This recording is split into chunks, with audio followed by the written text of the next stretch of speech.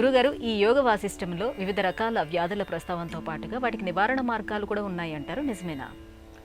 కర్కటోపాఖ్యానం అని యోగ వాసిష్టంలో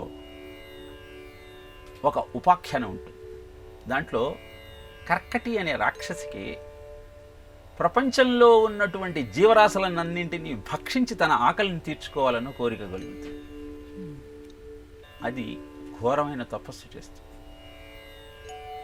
బ్రహ్మదేవుడు ప్రత్యక్షమవుతాడు. ఏ వరం కావాలో కోరుకోమంటాడు. అంటే నేను సూచికా రూపంలో ప్రతివాడి హృదయంలోకి వెళ్ళి వాడి శ్వాసను ఆపి వాడి ప్రాణాన్ని తీయాలన్నది నా కోరిక. సూది సూచిక అంటే తథాస్తు. అలానే నీవు సూచికా రూపంలో ప్రతి జీవిలోకి వెళ్ళి వాడి ప్రాణాన్ని హరించగలిగిన శక్తి నీకు ఇస్తున్నాను. కానీ ఎవరెవరైతే శుచిగా ఉండి విష్ణు శక్తిని ఆశ్రయిస్తారో వారిని మటుకు నువ్వేమీ చేయలేవు అని ఓం హ్రీం హ్రాం హ్రీం రాం విష్ణుశక్తయే నమః. ఓం నమో భగవతి విష్ణుశక్తిమేనాం. ఓం నయ నయ హర హర పచ పచ మథ మథ ఉత్పాదయ దూరేన స్వాహ అన్న ఒక మంత్రాన్ని అక్కడ ప్రస్తావన చేస్తారు. ఈ మంత్రాన్ని ఎవరైతే ప్రతినిత్యము పారాయణ చేస్తూ శుచిగా ఉండగలుగుతారో వారికి ఈ సూచి ద్వారా హృదయంలో ప్రవేశించి ప్రాణాలను బిగబట్టి నిన్ను ప్రాణం తీసేటువంటి కర్కటి ఏమీ చెయ్యదు అని యోగ వాసిష్టం చెబుతుంది. ఈ విషయం మనకు 2020లో మొత్తం ప్రపంచాన్ని అతలాకుతలం చేసిన కరోనా వ్యాధిగా గుర్తించవచ్చు. శ్వాసకోశంలోకి సూక్ష్మ కణం 500 నానోమీటర్స్ విస్తీర్ణంతో ప్రవేశించి తనకంటూ ఏ శక్తి లేకపోయినా ఆ వ్యక్తి యొక్క కణజాలాన్ని తన ఆయుధంగా మార్చుకొని అతని ప్రాణాన్ని తీసేటువంటి కరోనా వ్యాధి ప్రస్తావనే ఈ కర్కటోపాఖ్యానం.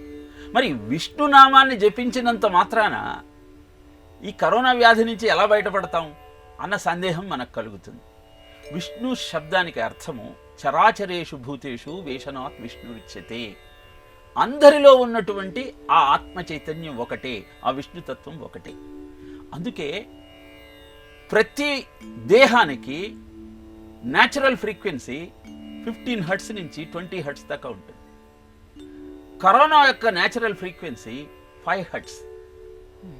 ఎక్కువ ఫ్రీక్వెన్సీ ఉన్న దానిలోకి తక్కువ ఫ్రీక్వెన్సీలో ఉన్న జీవి పోలేదు.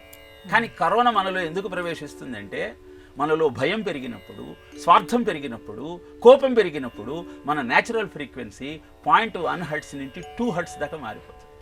అప్పుడు అది మనలో ప్రవేశించి మనను ప్రాణాంతకంగా మన ప్రాణం తీసేస్తుంది. అదే నువ్వు అందరిలో ఉన్న భగవతత్వం ఒక్కటే అన్న ఆలోచన చేసినప్పుడు నీ న్యాచురల్ ఫ్రీక్వెన్సీ 100 హెర్ట్జ్ నుంచి 200 హెర్ట్జ్ దాకా పెరిగిపోతుంది.